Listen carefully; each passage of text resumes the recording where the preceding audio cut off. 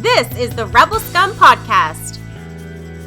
Available in video on YouTube and audio wherever you listen to your podcasts.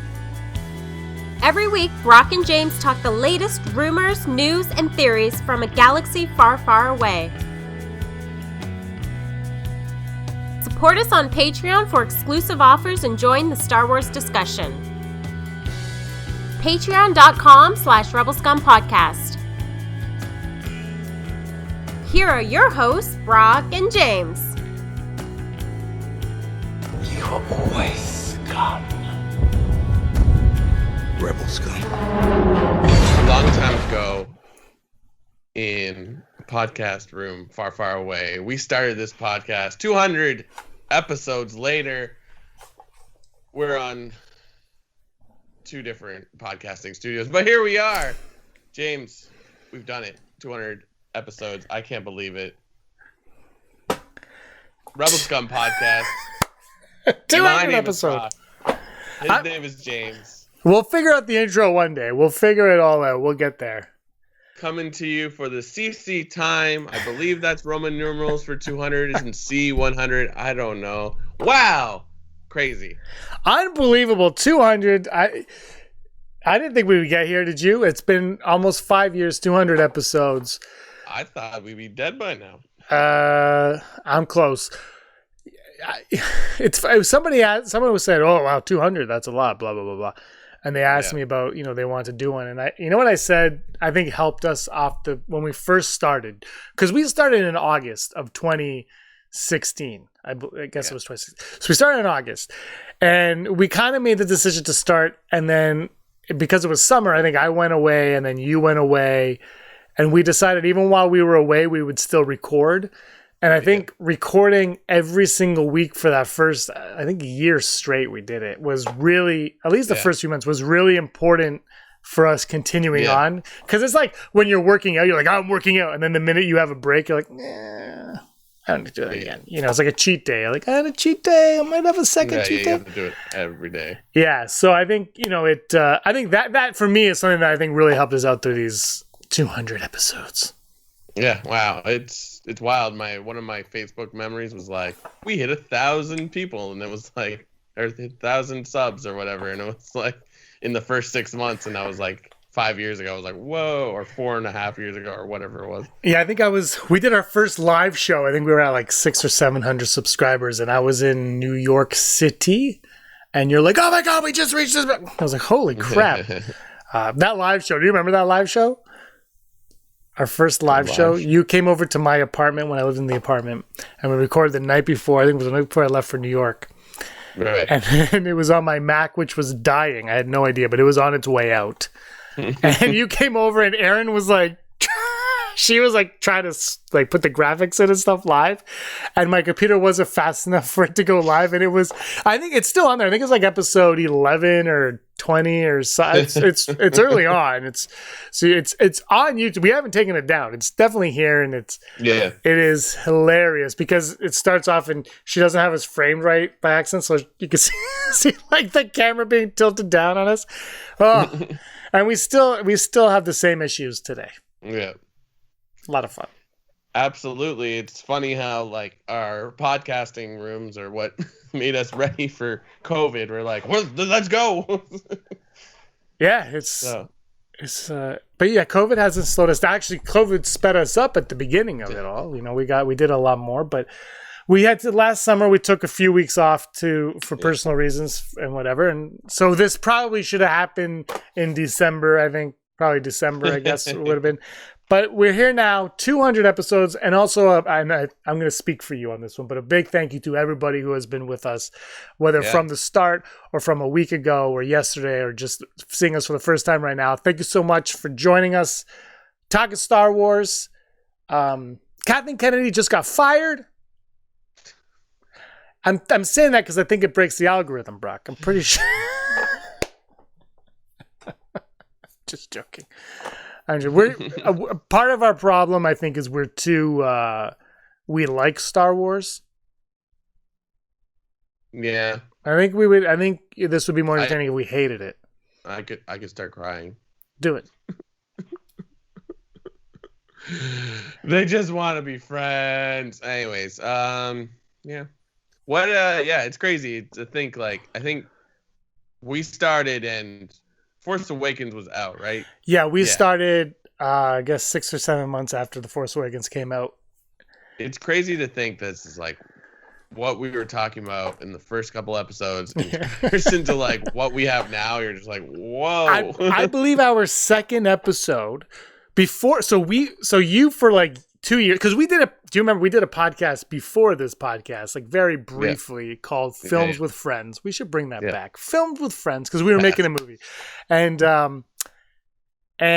so you were like, we need to do a podcast for a few years, and then part of the thing with the podcast is, what do you talk about? Yeah, right. yeah. And we both like Star Wars, and Force Awakens had come out, and a lot of people were asking Star Wars related questions, and what about this? What about that? And so we decided to do this one, and I believe it was our second podcast. Rob joined us on the second one, and it was the Rogue One trailer during Michael Phelps' swim in the Olympics. and before that, you came over and we recorded our reaction to the Rogue One sizzle reel at Celebration Europe. Yeah. And so we had all that in the bag. We decided that was all part of the prep to doing it, and that was fun doing that reaction podcast, because we weren't on YouTube until like episode 13, I believe, somewhere around there. So our live one had to have been like 19 or 20 or something, but I think it was like 13 we went on YouTube, and we weren't video until like 15. You can go on and check it, it's all there. It's wild that there's been 5 movies and 2 seasons of a TV show, plus the ending to Clone Wars, which was dead when we did this. It's unbelievable with how the Star Wars world has changed and expanded.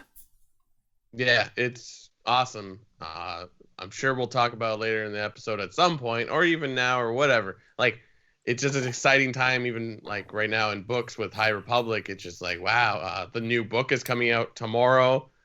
I'm excited. I think Andrew's on the show later, so like he'll probably bring it up, or I'll bring it up. Super exciting stuff. Like, it's just wild. I mean, we had probably had books at that point too 5 years ago, but it was sort of like, I feel like now with the High Republic stuff is like they're really trying, because it's like now they're not hampered by like, well, we can't go too deep into anything. We can't reveal too much because we don't know what characters are free to be messed around with. So yeah, I was talking, I think, to Andrew about this a few days ago, and love the sequel trilogy, whatever. I think the problem with Star Wars from 2015 until like last year, problem, and I'm not saying, well, the movie sucked or the book sucked. The problem was that Disney bought Lucasfilm and was like, episode 7's coming. And then the next year, they're like, all those books you used to read, those are called legends. We're making our own canon. Everything's going to connect. Yeah. But I still firmly believe that was the right decision to make. The problem was when you decide to do episode 7, but 7, 8, and 9, but you haven't decided what 7, 8, and 9 are about. It's hard to connect story at all while you're doing it. You could finish it now, and you can go in and you could tell stories like they did with the original trilogy with Legends and whatnot. You can go in afterwards and do whatever you want. But while it's happening, it's impossible. Your hands are tied because you can't tell a story about this because it might happen in that, but we haven't decided yet. So I think during those years, the problem was they kind of rushed the whole idea on it. But now they've had all this, they've had the 5 movies and now 2 seasons of the TV show and the ending of the Clone Wars, where they can look at it and say, okay, that didn't work because of X. Let's correct it and we'll do this. So now you have the High Republic, which, as long as Yoda doesn't die, they could do whatever they want. You have the Mandalorian, which lives in this 20-year gap of time where you can do whatever you want. And then, so that they've kind of figured it all out. And I'm not dissing, there were some really great books that came out in that during those years with Force Awakens and all that. But there were sometimes you'd read a book and you're like, ugh. Or they bring out a comic, you're like, okay, but it's empty because they're not committed. There's no commitment to it, and now they can finally commit because they have an overarching goal. Yeah. So we've come a long way. It's great. Video games too. Like there's the whole intrigue of Battlefront and EA's like dropping the ball. It's amazing.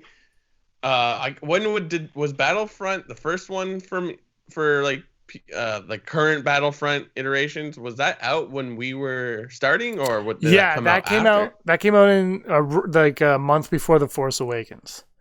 Okay. Because there was, if you bought the extended one, it came with like the Jakku and all that stuff in it. Oh yeah. That's right. Yeah. So, but it was really, the intrigue was Battlefront 2 and like the play to pay or pay to play, all that jazz, and it's wild. That was like, that's 3 years ago. I guess after Last Jedi, right? Because I think fits that in with it. I think that was the year of The Last Jedi. That must have been 2018, 2017. People hated that game, and now there's been a resurgence because now games can constantly evolve because they're all just downloaded content. They're computer games like on your system, so you can just continuously do updates, and now it's like people are crazy for that game. So yeah, it's amazing what's happened. 19 million subscribers or new players or whatever you call them are on that. I was just playing it the other day. I love that game. Yeah, Battlefront 1 was my jam. The new Battlefront 1 was my jam, but that was like, I got that for Christmas with that PlayStation, the Vader PlayStation, all that, and there was a mode that Aaron and I played together a lot on that, and I had a lot of fun. Two's a lot of fun, but they've made it more like, I think, for gamers. Yeah. And we'll talk about it later, but I'm a terrible gamer. And so 2's a little bit complicated for me, but you can't play 1 anymore because there's nobody on it. But 2 you can play, and it's just, I play Blast. I find it to be a lot of fun. People, the thing with Battlefront is it's a type of game. Either you like that type of game or you don't like that type. But I was talking to you about like Overwatch. People love Overwatch. I'm like, I love Overwatch, but it's this. I feel like maybe I'm not gamey enough to understand that it's not the same, but it feels like the same game. Only one's like cartoony anime characters, and the other one is Star Wars. And I like that. I have a blast with both of them. But Fallen Order kind of, I think, was what a lot of people were looking for in a video game. You finished. I haven't finished it, but I will. You finished it though, start to finish. Obviously, 2, they're planning a sequel or a continuation or something's going on. But you finished it. As a Star Wars story, how does it rank? You don't have to be like, it's in between here and there, but like, how did you feel as an overall Star Wars story with that game? Oh, I think it's definitely up there. There's a lot of care to work it in. I mean, it's similar to that of Force Unleashed, where it's like, they're like, well, why don't you create a story that's actually good? And I mean, Force Unleashed has been a while. Like, it seemed to be its own thing, even though I'm sure there was little things but this one was actually sort of, I mean, they dropped characters in there that we've seen on Rebels, and then also the comic books as well. So it was like someone said, hey, how do we fit this all together? And they put all that stuff in, adding Night Sisters in there. That's cool. And just like fleshing it out, and like to the point that like I'd watch a movie about this, even if it was just like computer animation like the game. Like I said to you at one point, like, if you don't want to finish this game, don't play the game. Just watch all the cutscenes on YouTube. It's a wicked story. There's a lot of cool things in it that's like, oh, that's very, very interesting. So it's, I would watch the cutscenes, but I do want to play the game. I do want to play the game. I'm very bad at the game. We'll talk about that a little bit later. How I'm going to. My secret weapon to finishing the game has emerged from the darkness. Look, I'm not, because I'm not a gamer. I never had a hate for EA. For me, EA was NHL, 2000 Madden, and like that's what EA was for me the whole time. People hate EA. It's like they made a game. Everyone's like, I hate EA. I like that game, and I hate EA. And now EA is no longer has Star Wars, right? Like they do. They can still make Star Wars, but it's not exclusive to them anymore. Yeah. So my one complaint from 2012 to 2021, 9 years almost. October will be 9 years of Disney owning Star Wars. So 8 years, really. Wow. Yeah. We've gotten 3 video games. Yeah. 3 video games. I mean, there was a lot of those like mobile games. I forget what they're called. Yeah, no, those are fine. Which have done really, really well, but they're often forgotten when we talk Star Wars video games. Yeah, yes, but the reason why I'm saying this though is Squadrons, so 4. But okay, still, 4. Sorry, 4. Your point is still valid. Okay, we've got him 4, and one of them I haven't played Squadrons. You have, but it was very inexpensive, which it's weird. I haven't played it, so I can't judge it. But it seems like it might not be complete. 8 years, 4 games. Yeah.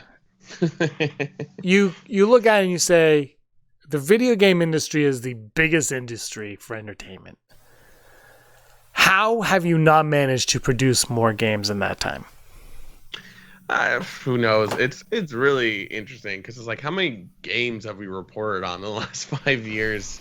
I think, just series of events, things fall through, and then also like we keep talking about a open sandbox game that they keep which is coming about, which is coming, but like stuff like that takes time. And case in point, Battlefront 2, now Cyberpunk 2077, No Man's Sky. Like, you cannot rush these games, and you can't like pull the wool over like gamers' eyes. So it's like, if it takes time, it takes time. But yeah, it is surprising. I mean, in the 5 years, you could on Xbox play the old games. They finally put it on like Xbox Arcade, and I'm sure PS4. Well, that's why I opted for the PlayStation over the Xbox, was because when you got that Star Wars one, it came with the games installed on it for you. So I know. So I played them. In that interim, like they have repurposed some games in there, but still, like it's just like, you couldn't. It's Star Wars. It literally makes money. But I know that it takes time and you can't rush it. I'm not saying any of that, but it's like how come it took you to Fallen Order to give us a story game? I mean, you could argue Battlefront 2 with Iden Versio, which I like that story. But it's but you don't play Battlefront for that story. You're playing Battlefront for the online shoot 'em up. So Fallen Order was not in. They didn't think about Fallen Order until after Rogue One, because Saw Gerrera. I haven't gotten to Saw Gerrera yet, but I've seen him in the trailers for it. Yeah. So yeah, okay. As much as it takes time, you have the ability to do it. That for me, that like, when everybody pounds on EA, I don't really care. But that's the one thing I'm just like, how have you not given more content? Like, I can't figure that out. You'd figure that they'd be like, we have an exclusive contract to make all these Star Wars games. Let's do it. It's Star Wars. Battlefront, everybody, complained about it, but everybody bought it. Everybody owned Battlefront at one point. Yeah. So it's going to make money. So why not do it? And that, so for me, just personally, that's not that I'm, not that I really cares, but for my one complaint is that they just did not produce enough video games in 9 years. Yeah.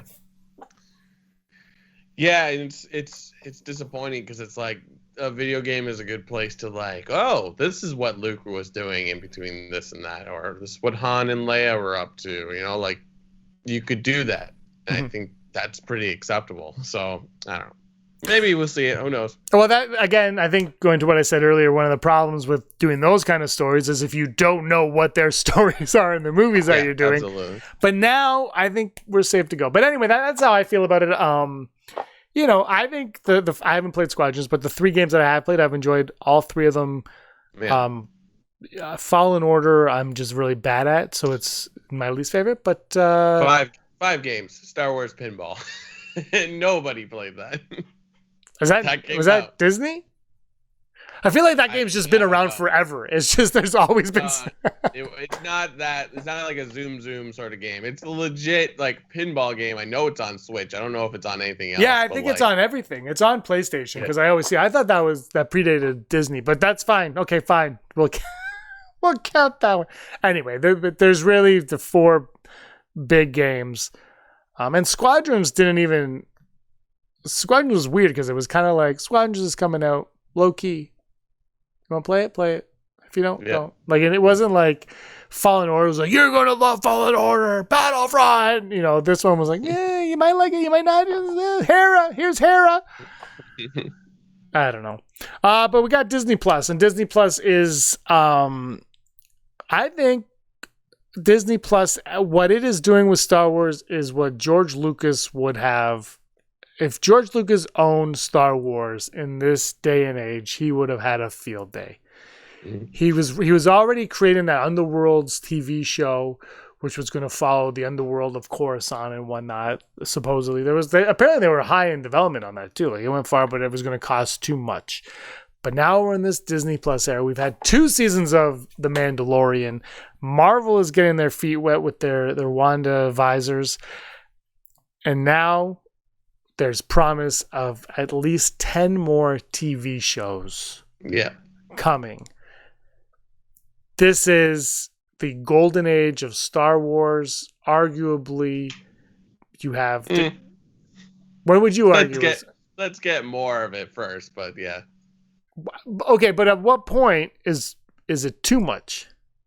Yeah, that's what I mean. Like it's hard to gauge it till we know if the content's good. You know what I mean? Yeah, because I was thinking about this the other day with the WandaVision show. I'm like, well, they have that, then they're going to that, then they're going to Falcon show, and then they're going to the Loki show, and then they're going to the Hawkeye show, and then I was thinking, if they put okay, you watch them and you continuously have content to watch, but at some point, like if they start going, WandaVision's on Friday and Hawkeye's on Tuesday, like at what point is it too much?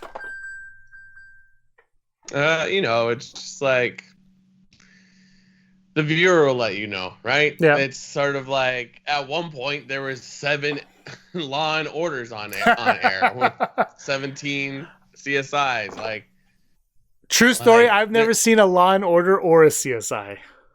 Who hurt you? CSI is fine, but like Law and Order, man. Never seen any of them. Wow. I've never seen an NCI. I've never seen any of them.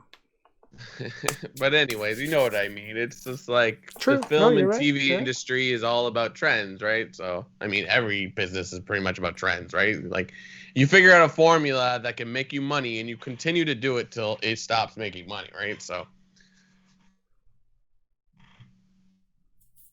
yeah, absolutely. Yeah. But with Star Wars now on Disney Plus, we are getting Mandalorian season 3, which begins shooting April 15th, I believe is the reported date. Cassian Andor has rumoredly begun shooting now. I guess it wasn't, but it is now. And the Book of Boba Fett is ending production, or just ended, or it's somewhere around there. And that's coming out. So we have those 3 shows for sure. And then obviously Obi-Wan, I believe, starts shooting in March, which is just a month from now. Yeah. Barely a month, because February is very short this year. So we have those coming. Dave Filoni is working on the Ahsoka scripts. We have Bad Batch. Who knows if the animated stuff is just like, oh, by the way, more Bad Batch. So who knows what's going to happen there. And then there's The Acolyte, obviously. But Book of Boba Fett is Jon Favreau, Dave Filoni, and Robert Rodriguez. And then you have Ahsoka is Favreau, but it's showrun by Filoni. Rangers of the New Republic is, I think, showrun by Favreau and co-produced by Filoni. We've talked about this a few times, but it excites me, the continuity that these 3 series can have with each other. But not only the continuity that they can have with each other, but the one thing Filoni did with The Mandalorian and Rebels, and the one thing that excites me the most about everything on Disney Plus, and I think is the thing that George Lucas probably would have reveled in the most as well, is the continuity with the characters within these shows. It doesn't matter if the show is live action or animated. A character in Star Wars is a character in Star Wars, and that's how they are being treated now. Ahsoka proved that. Saw Gerrera, to a smaller scale, I think, proved that. But if you're a Star Wars character, you exist, and they're going to have no problems bringing those in. And I said George Lucas because, it might be fan service, but look what he did with the prequels. We brought in Boba Fett, right, with Jango Fett. He brought in all these little elements that we knew from Star Wars. It didn't matter how, and then it made them a thing. And that really excites me, is the possibilities of who is going to appear in these shows and why. Yeah. For sure. I mean, that's the fun part of it. It's the same in Marvel, where it's just like, oh, who's that? What is that? It's like, what's that? oh, the connections. Like that's a person from, that one little scene in Phantom Menace where they're like, let's get some froyo. It's like, hey, it's the froyo guy. Yeah. So, I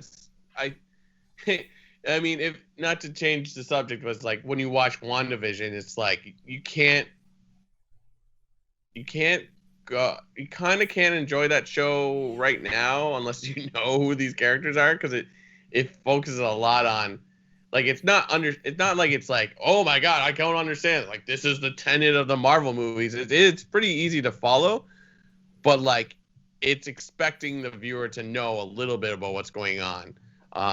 So like that is fun, and like I think that is a huge deal right now in at least the fantasy action sort of whatever. Like look at like the Fast series, like Fast and Furious. So it's like they're creating this whole universe, right? So it's like they understand that people, like, when they're obsessed with something, they just want more and more content. So it's like, yes, please, and like this connects with this, and da da da da.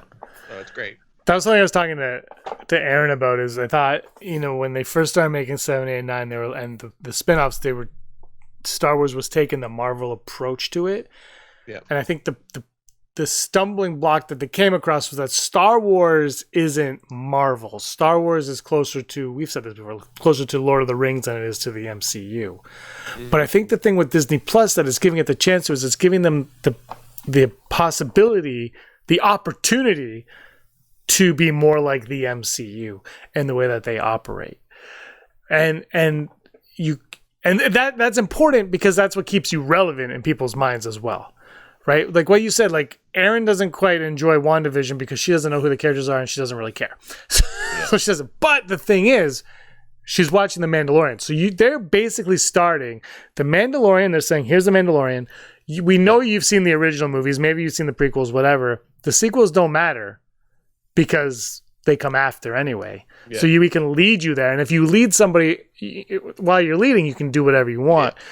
Yeah. So they basically started from scratch with with using the original trilogy as the history of the show. It's like, this happened in the past. So using that. So if you don't know who Luke Skywalker is, you're a little bit lost. But it doesn't take away from too much because it's still a Jedi coming.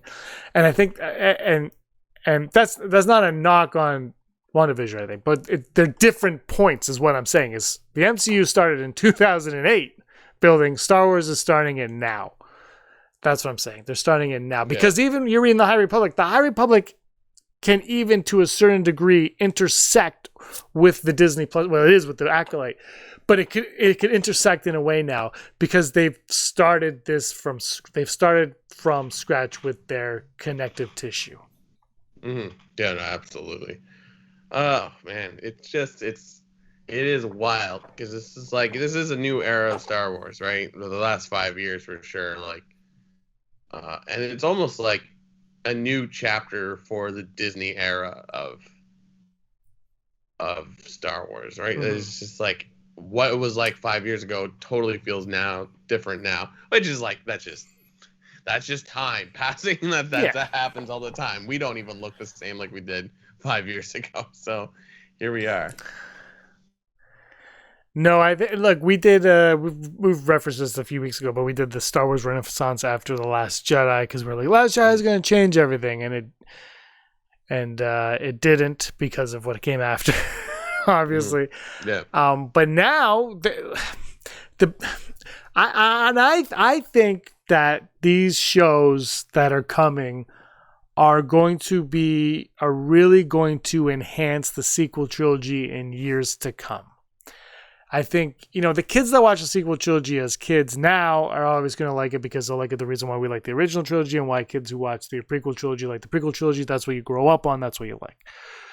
But I think in terms of story and as a universe, as a Star Wars universe, what we're getting now is just going to enhance those movies, and it's going to give us a new appreciation for the sequel trilogy in years from now because we'll be like, because there's going to be little details in there that didn't mean anything when Rian Johnson or J.J. Abrams put it in there, but some filmmaker, I don't know who, but someone's going to be like, you know what, I really like that one, like a Vulpix Fox thing might like it could, like something could happen, and I think for the longevity of Star Wars, it's important for the Clone Wars did it with the prequels. We talked about this before. The Clone Wars did this for the prequels. Now they have an opportunity on Disney Plus to do it in live action for more eyes to see, to understand. And I thought Rogue One, when they mentioned kyber crystals in Rogue One, I thought that was going to tie into The Last Jedi. We're going to see a kyber crystal in The Last Jedi.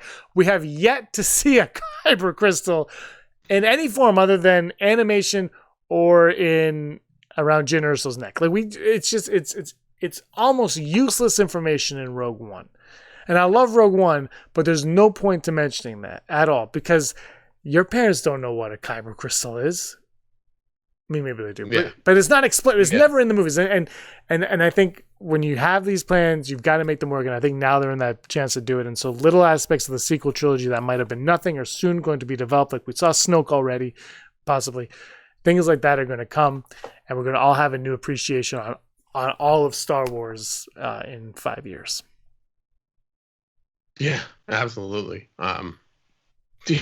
In 5 years, we might have a couple more movies. Oh my god. Yeah, which again, the question is, what the hell is Rogue Squadron? Yeah. You know, like we'll know the results of the grand experiment that is Disney Plus by that point. We'll be like, do we hate it yet, or are we like, you know? So yeah, I mean, yeah, God, there's so many, like, you know, so many possibilities coming up. There is a rumor that I want to talk to you about, and this, I don't know if it's confirmed or not, because I don't go down those rabbit holes anymore after 200 episodes. I just leaks, I'm just tired of leaks. But there's a rumor that Alden Ehrenreich will be coming back as Han Solo in some aspect on Disney Plus. And we have, I think I never told the audience to deal with that, so I want to stay away from it. Yeah.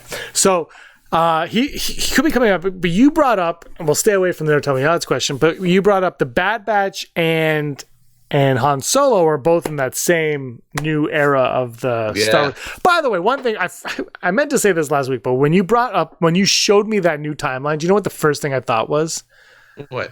Thank goodness, because I'm so sick of after the Battle of Yavin, or ABY, because like what? That's not even like a thing. It's not even that's just something that we made. Like, it's not a thing. This is actually a thing. That's what excites me. Is this is actually what they would probably say in the galaxy. This is more accurate to me. This makes a lot more sense. So I was very happy about that. If you love the Battle of Yavin timeline stuff, I'm not knocking you, but I love this one quite a bit. But Han Solo and the Bad Batch are in the same timeline. Nothing has been announced in there, but do you think we'll see more Alden Ehrenreich as Solo on Disney Plus? Oh, I think so. It'd be silly not to, because he's still a young guy.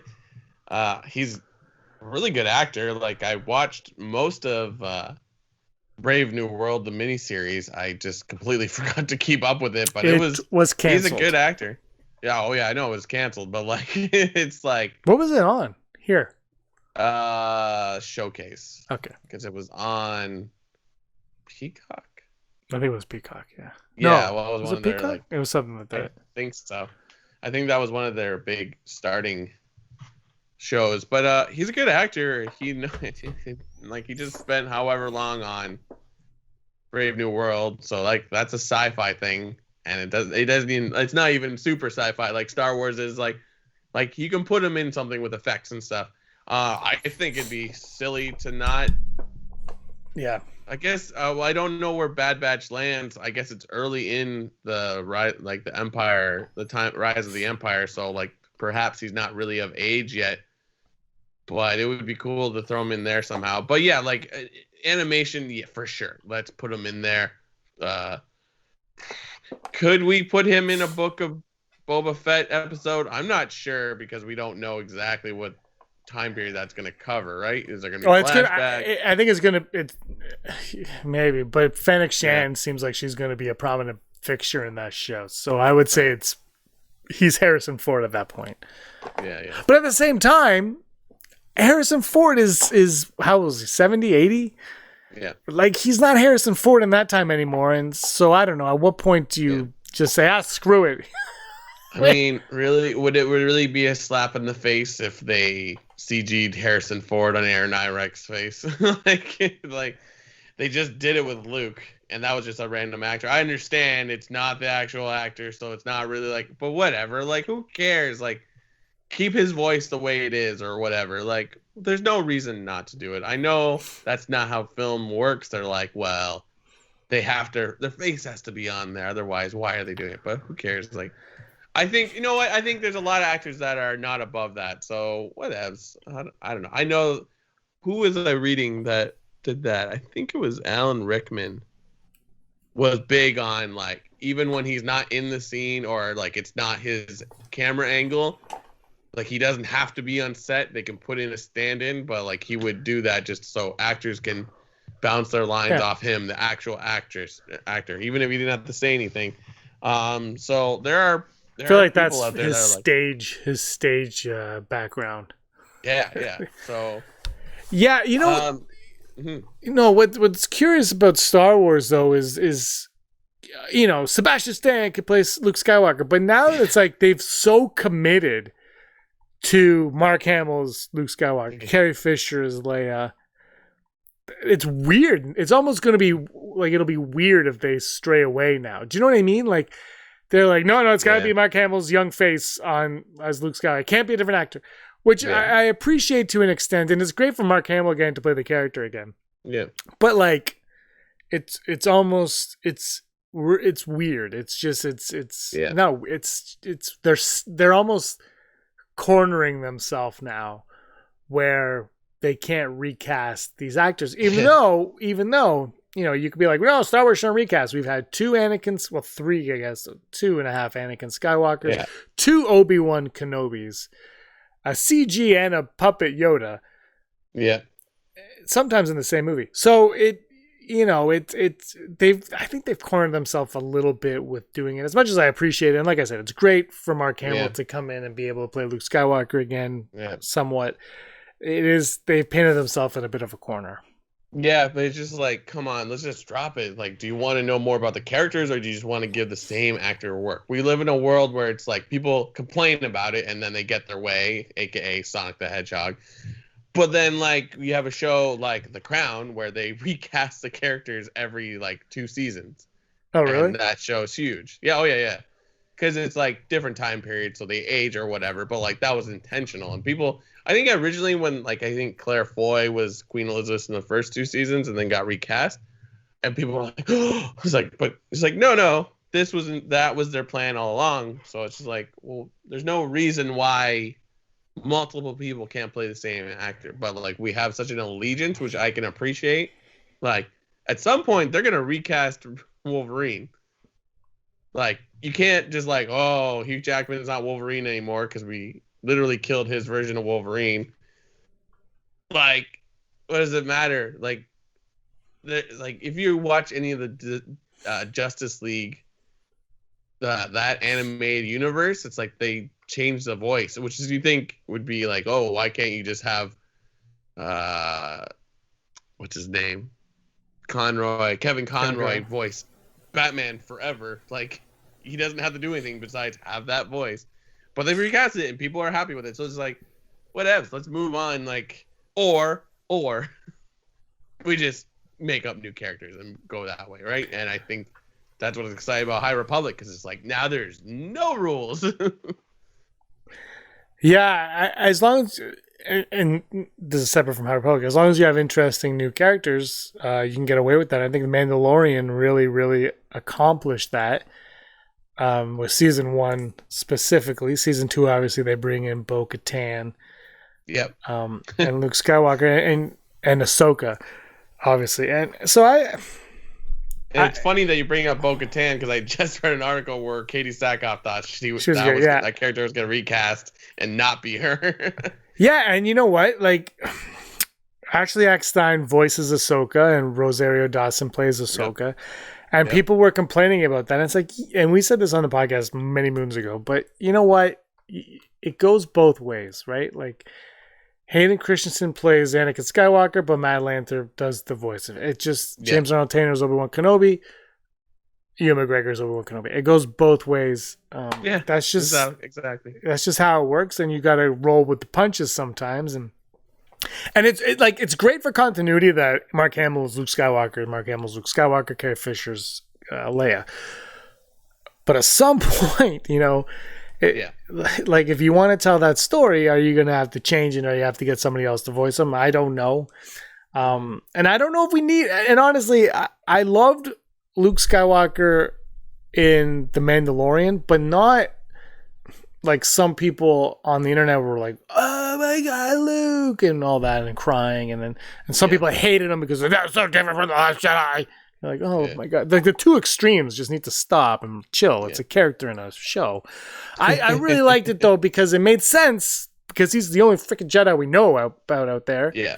And it was, it was a great little callback, and it was fun to see him take out the Dark Troopers. It was a fun moment, and it was a very Star Wars moment. But again, like I've said this with Yoda, right? If I don't see Luke Skywalker anymore, I'm okay because he's had his time. His story is complete. He's dead. Although I will say, like now he's just like what? Haunting Octo for like I don't understand. I don't understand how Force Ghost works. So, but I'm fine with Luke if his story is done and he never have to go back to Luke. I'm okay with that. If you want to give me Lando and Luke hunting down Jedi relic or Sith relic, whatever, I'm down with that too. But again, if I'm very okay with no more Luke, with no more Yoda. I am, however, very much wanting more Han Solo, because of the Solo film, which I very much enjoy. But even more than Han Solo, I want to see Kira and I want to see Maul. I want to know what is up with those two. Absolutely. Like, you can't, that's so interesting. Let's learn more, right? So, and it's like, have they dropped the ball on that? I don't know about that. It's just sort of. Do you think Lucasfilm / Disney, whoever's making the call on this, is just like, no, that movie lost too much money. Let's just, like, we don't want to touch that? I mean, I think that's definitely occurring. Like, it's just sort of, it's a business. They have to continue to make the same money every time, right? They can't be like, because like the success of one film affects what they can do on the next film, right? Which is insane when you think about it, but that is how the film industry works. Like, we made this much with this type of movie. If we made a similar movie with maybe a different storyline, different characters, but ideally the way it's created is the exact same way, then it will cost this much. So it's like, yeah.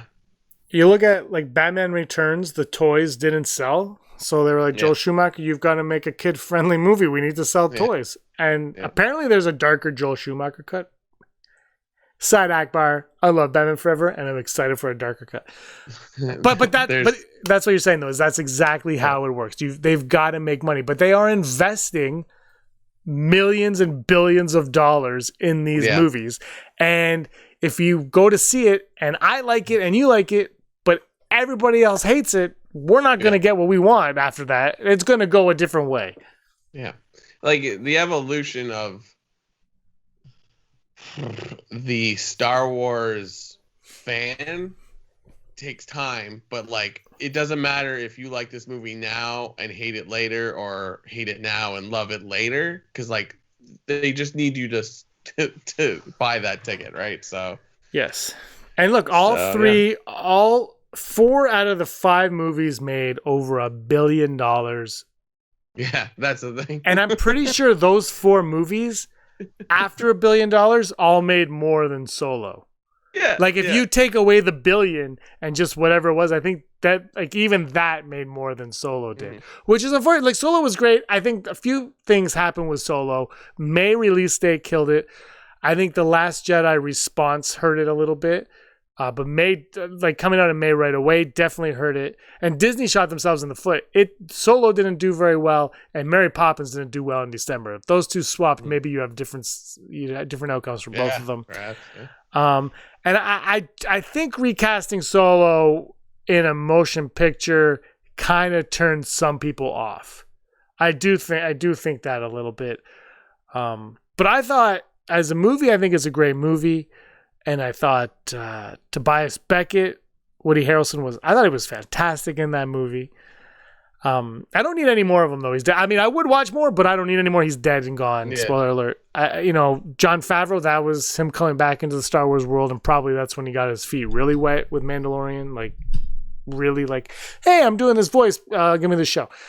But Kira and Maul, unexpectedly, the winners of that movie for sure. And then, the promise at the end.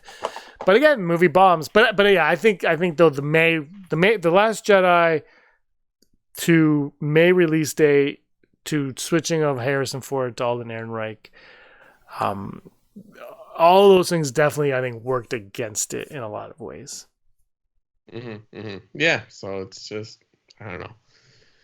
It's like, unfortunately, they're not even failures. It's like they still made all this money, so it's just like talking about like the box office bomb, where it's just like you still made tons of money. So it's like it's such a it didn't make the billion. But sorry, the one thing too is and this really annoys me. This is up there with leaks now that annoys me, is when they fire the directors. Yeah. And which sucks. Whatever. Maybe it sucked. I don't know. I haven't seen their footage.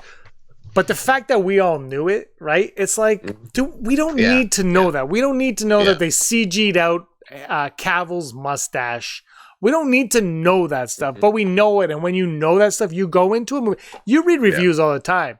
And the reviews are always like, well, I heard that there was a day when this actor ate a celery stick and got an allergic reaction. And I could really tell in this. It's like, no, man, you're bringing in the baggage. And that I don't like. Yeah. But that also, I think, affected it greatly as well. You have Ron Howard, sure. But, it's just all the drama. It really, really hurts it, I think. Yeah. So, I don't know. Yeah. That's how it is. It's frustrating because it's like, I think for a lot of fans, it's like, this is my world. So it's like, but your world can change at the drop of a hat, because it's like Darth Maul at the end of Solo only comes because Ron Howard takes over. Yeah, like, he called his son, and his son was like, Maul. Exactly. So like, if Lord and Miller didn't get fired, then that wouldn't have happened. Or I mean, maybe the movie would have been better. I don't know, but like, it's just sort of like. Or like the College of Varro script for what would become Rise of Skywalker. Yeah. Like, we had a story where it's like he told Daisy Ridley what would happen to Rey in that movie, and she was moved. And now it's like they probably did a whole entirely different story. So it's like, well, you can read it, I think, online. The script. Yeah, probably. Well, it doesn't matter. It doesn't exist. It's fan fiction. Like, so, and like. It's not even that surprising anymore. Like, someone made Daisy Ridley cry. Like, she just apparently is just she's one of those people that just likes to talk about how emotionally connected she is to her project, which is great, I guess. But just like, hey, look, cool. But look, she played Rey for 3 movies and those Forces of Destiny cards. Like, she was invested in Rey and she loved Rey, and that character made her a star, a global star, a movie star. And she loves the Rise of Skywalker. She loves the way it played out in that too. She thinks that it's great. So, she's invested. And I think people knocking the decision.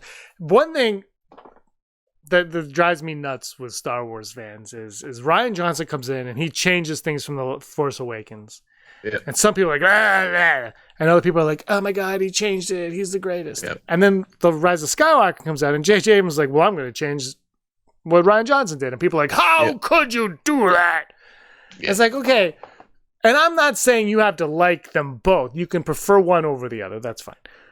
But you can't praise someone for doing something and then ripping somebody for doing the exact same because you didn't like, because they redid something that you like. You can't do that. You can prefer one to the other. Yeah. But you can't rip somebody for doing something. And I think that's happening a lot as people have taken people take accountability like they own Star Wars now. It's weird how people are like, I own Star Wars. It's mine. It's like, no, it's not. It's not yours. And whatever the hell they decide to make, That's Star Wars. You can't say anything.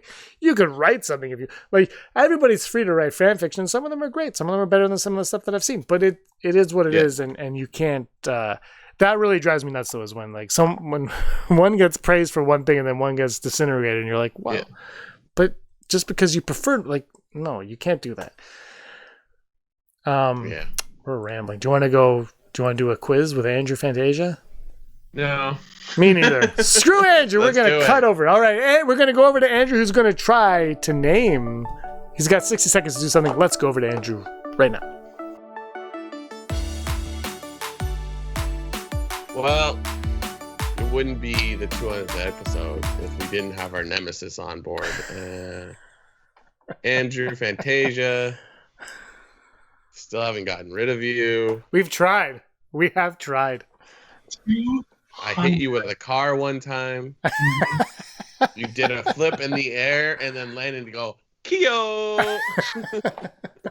And then ran into the woods. I was like, all right. That's a Thursday for me. I can't even be mad. That was cool. We're all very mad at Andrew because he was at Star Wars Celebration Chicago and we were not. And he was in the Phantom Menace panel, which of course is the only good Star Wars movie to ever be released. Is the Phantom Menace. Brock, but we're doing this because we do hate Andrew and we want to put him in his place, right? Yeah, we like to watch him squirm and fail. Yeah. How many Star Wars books do you think, for both of you, do you think they've written? Like in total, Legends, all that? Legends included, I'm going to guess 312. 312? I think more.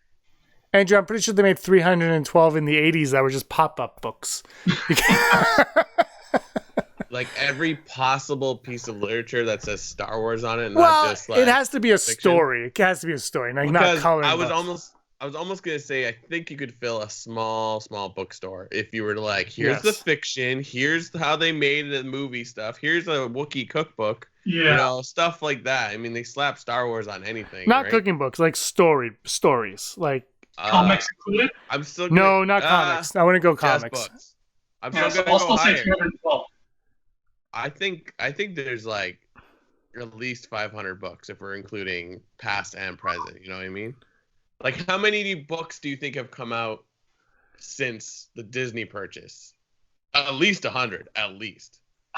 Or see, that's tricky because there's all those little young reader ones that are not on my radar.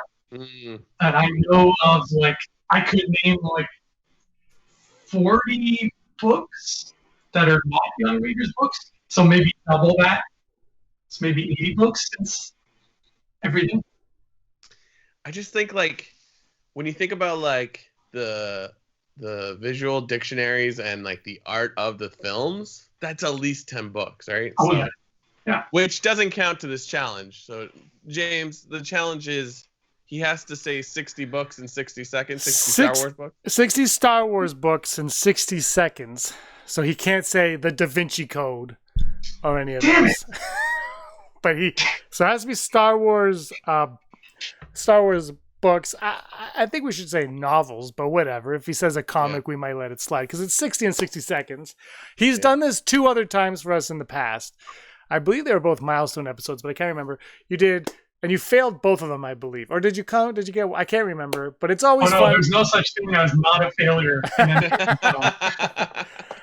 So I just looked it up, and there is, now I lost it, but there was, I believe, 155 Legends novels plus 6 short story collections. That's from Legends. Yeah, that's what I got there. So that doesn't include the new stuff at all.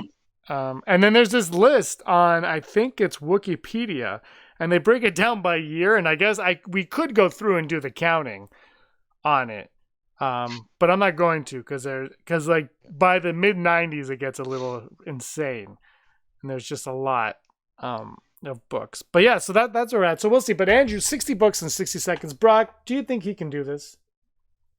Maybe. I think definitely.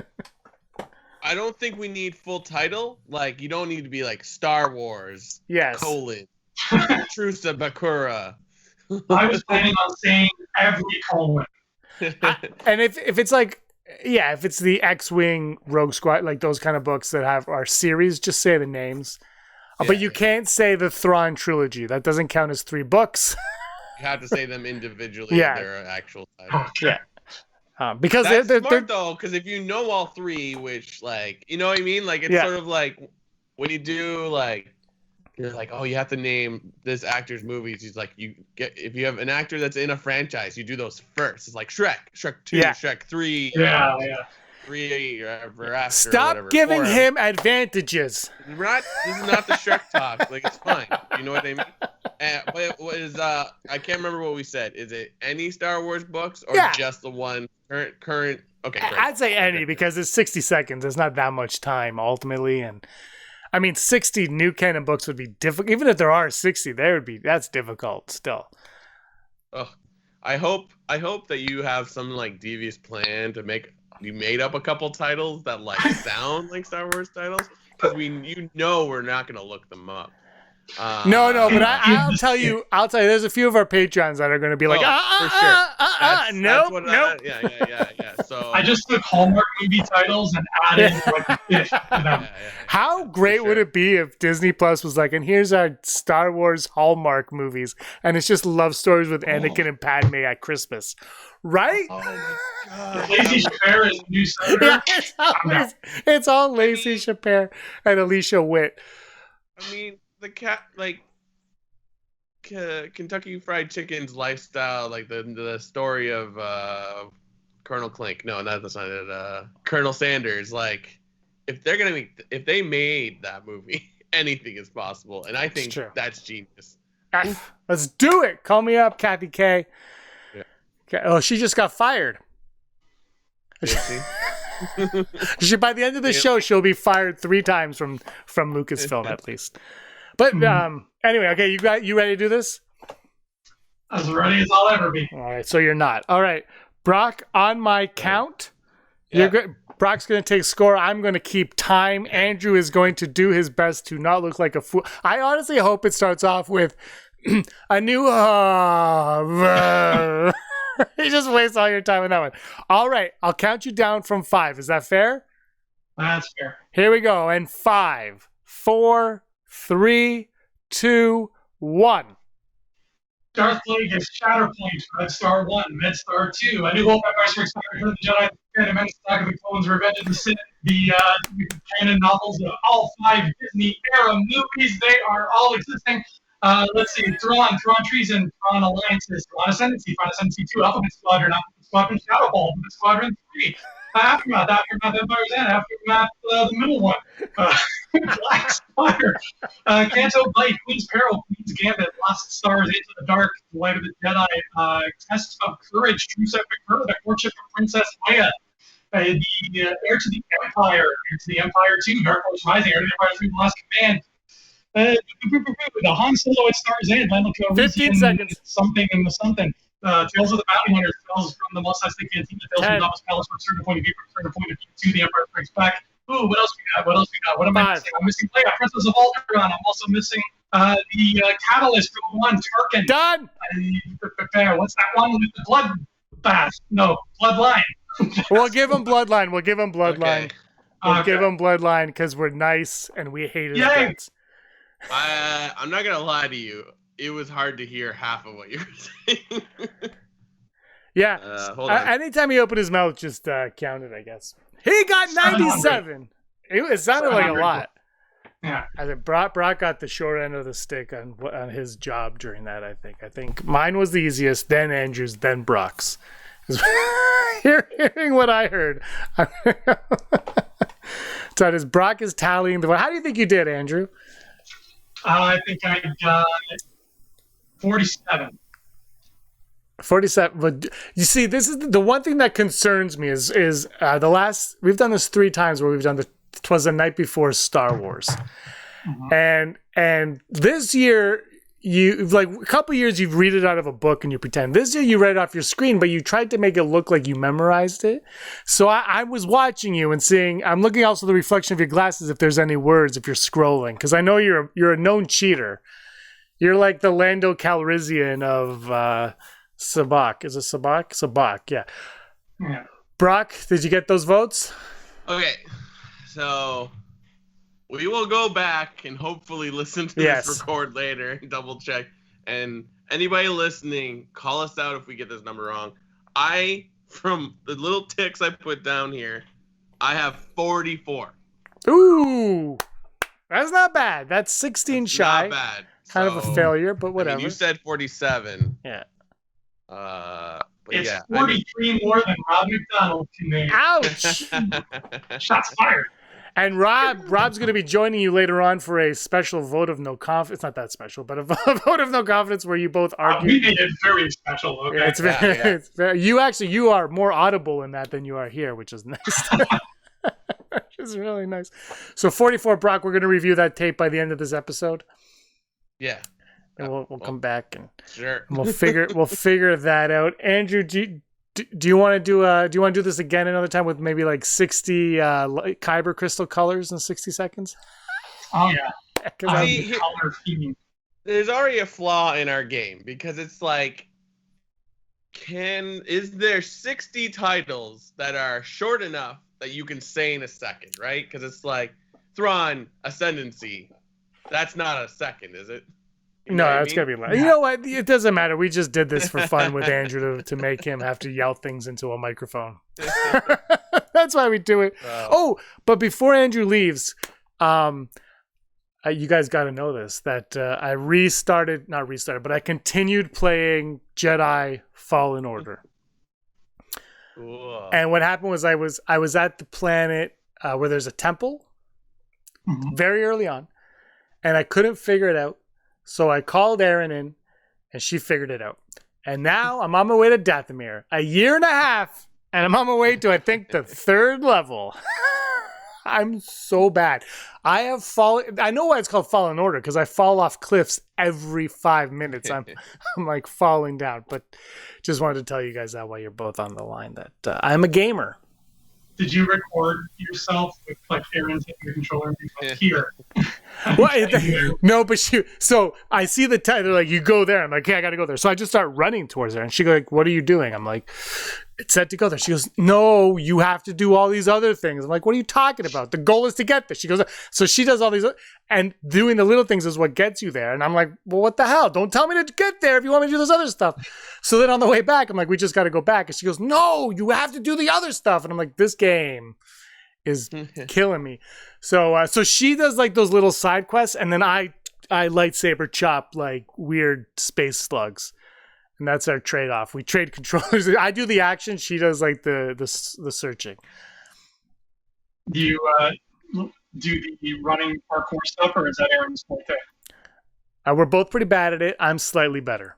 That was fun though. I was like, ooh! It took me about 15 minutes to pass that trial. I'm playing on story mode also. You should, or easy mode. I can't remember. I'm playing on like, one of them was too hard, so I switched it to easier. See, I think you did it the right way, because by the time you beat it, we'll have Jedi Fallen Order probably 3 at that point. So that open world game, people will have beaten the open world game that's probably unbeatable by the time I get to the end of Fallen. But we made it a mission. We're going to play that, and we're going to finish it now. Because now, like, there's actually like a story now, like that I'm invested in it. But I'm just bad. I'm just like, oh my god. I just want to run through things like a Mario Brother level, you know, like just, Bubba, where's the blocks? I'm trying to hit blocks. There's no blocks. Play it on your Game & Watch. It might make it easier. I would play that for hours on that thing. All right, Brock, do you want anything else you want to say to him before we kick him out of this show? No. I can't believe I'm saying. I'm looking forward to Andrew and I are going to have a High Republic round table where we sit at a table that is round and talk about High Republic. The new book is on its way. Andrew already has it somehow. I do. Yeah, it came today. I don't know Claudia how. Gray. Out of the shadows, or into the shadows, or Into the dark. into the dark. Out of the shadows is like Ninja Turtles or the Yes. Spider-Man Broadway show. But the reason why you guys are going to do your roundtable discussion on all of the content available thus far. Because, Brock, I had no idea. You told me this the other day. There's no new, the comics are coming, I guess, but there's no new novels until June. Yeah. So After this one. I think the Kevin Scott is the next one, or it's either in June or July. There is a book in June. I can't remember which one. I'm curious why there's that gap. I wonder exactly. Yeah. Like, I mean, they postponed it like a year. Yeah. Now I there's know, yeah. I think it's just breathing room. Yeah, Right. maybe. Sure. Yeah. But maybe something happens at the end. You guys will have to let us know, and we'll keep our eyes out for that round table. All right, Andrew, we'll see you later on the show with your nemesis, Darth Ward. All right, sounds good. All right, Brock, you ready for the odds? Let's do it.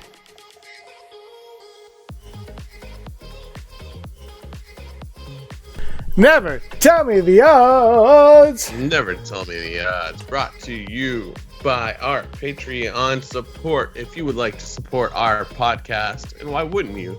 We're pretty great. Go over to patreon.com/Rebel Scum Podcast, and you can join the wonderful group of people that support us and bring you every week. Never tell me the odds, and they are Heidi Feder, executive producer, Harry Profi, Dennis Allen, Mary Kristen Aton, Jeff Wilson, Phil Stanifor, Sooner Thrawn, Scott D, Josh Price, Matt W, Rez, Frank Perkins, Neil Lowry, D, Raven Spencer, Cosmic Girl 02, Gleek Play 1, Automated Joy, Disney, Desi, Charlotte, Kayla Davis, Aaron Quinton, Jericho Kane, Den of Nerds, and the Girls with Sabers. R.I.P. Green Bay Packers. Ooh. I'm just gonna R.I.P. what? Green Bay Packers. I'm going to keep just saying that until they win a Super Bowl. Which...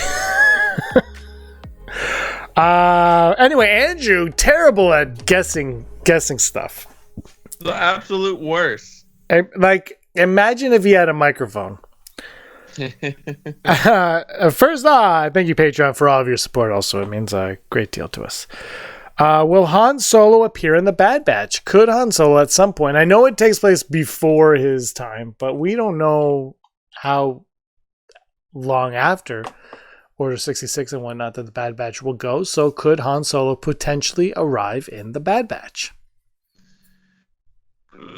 I'm going to go full Brock on this. It's 50-50 because I have no idea what the Bad Batch is going to be about. I'm going to go 41%. Because on one hand, why not? But on the other hand, it seems a little too early for Solo. And you went full Brock, so I can't. All right. That's how we roll here. I don't know. It would be cool, I guess. I don't really know. Because I don't know the time zone. All right. Will Liam Neeson be on the Obi-Wan Kenobi show? He says he hasn't heard anything yet. I think he was on Kimmel and he showed his Qui-Gon Jinn lightsaber, and he had the greatest time, and he has nothing but nice things to say about the Phantom Menace.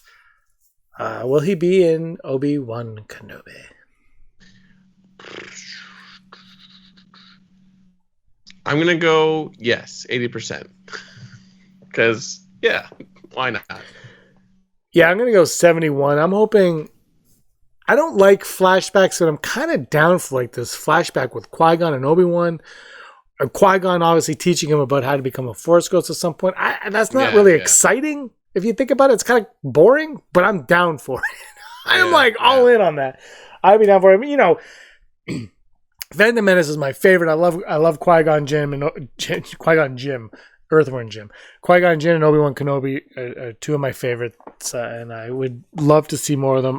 But I'm super excited for Hayden Christensen coming back as Vader. I'm hoping we get to see him as Anakin as well. Yeah. And our final odd today, our final odd for the 200th time. 200, never tell me the odds. Alan Tudyk came out and he said that he's not playing K2SO in this Cassian Andor show. He was on stage with Kathleen Kennedy and Diego Luna, and he was supposed to be there, but now he's saying no, he will arrive at some point. He's just not in this first season that Terry Gilliam has created. So, Brock, my odd for you is, will Alan Tudyk appear as various other K2 droids in season 1 of Andor? and not as K2SO? Will he play other variants of that model droid instead of K2SO? That'd be cool. Or at the very least, he's like, yeah, I'm the stand-in. I deliver all the lines and what have you, and then they just put out my voice into something else. Which would make sense. That'd be sweet. But with him not being K2SO till possibly like season 2 or whatever, it's hard to. It's like that would be sweet, but I can't see him just being other characters. I don't know. It'd be Alan Tudyk. He's one of those guys that just loves to be in everything. So, I'm gonna go 75%. He did the voice of the chicken in Moana. Yeah, that's right. He probably made $5,000. Yeah. Yeah. It's just what was I gonna say? It's like with 3PO, it's like as much as there are other protocol droids, there's never really a similarity in voices, it seems, right? They always seem to have their own individual sound. But I don't think we heard another K2 droid. We saw another K2 droid, but I don't believe we heard one. So I'm going to go 67%. I would love to see it. It's weird that all of a sudden he's like, no, I'm not in it. Like, is it going to be a surprise? Like, is he lying to us like everyone else lied to us? Like Sasha Banks said she's only in the one episode and then came back at the end. So we'll see, right? Yeah. You never know. But anyway, that is our 200th edition of the Never Tell Me the Odds. Let us know what you guys think your odds are in the comments below in the live chat or email us rebelscumbags@gmail.com. Whatever you want to do. Brock, you got the news? You got it. Let's news do it up. This thing. Holo-news, Holo-news, my microphone is off. I hit that note. Holo-news, the news you need to know right now. Last week was Force Friday. And no matter what era of Star Wars you love most, Hasbro has you covered. That was made clear in last week's Hasbro Pulse Fan First Friday, in which the action figure and Toy Masters revealed special products celebrating Lucasfilm's 50th anniversary, and much more. Plus, Hasbro has also let fans know more collectibles that are in the works, but only in early stages of development. From prequel era bounty hunters to Ender-style Leia Organa to a member of the Bad Batch, there's something for everyone. Hasbro is re-releasing some fan-favorite figures under the Lucasfilm 50th anniversary banner. For those who missed them the first time around, the range coming spring 2021, including the Battle Droid, Mace Windu, Qui-Gon Jinn, and Jar Jar Binks. All in Episode 1 inspired packaging. So you know it's Darth Maul looking at you all creepy in that like chrome looking casing. It's gonna be sweet. That will be available for pre-order at Best Buy, I think now.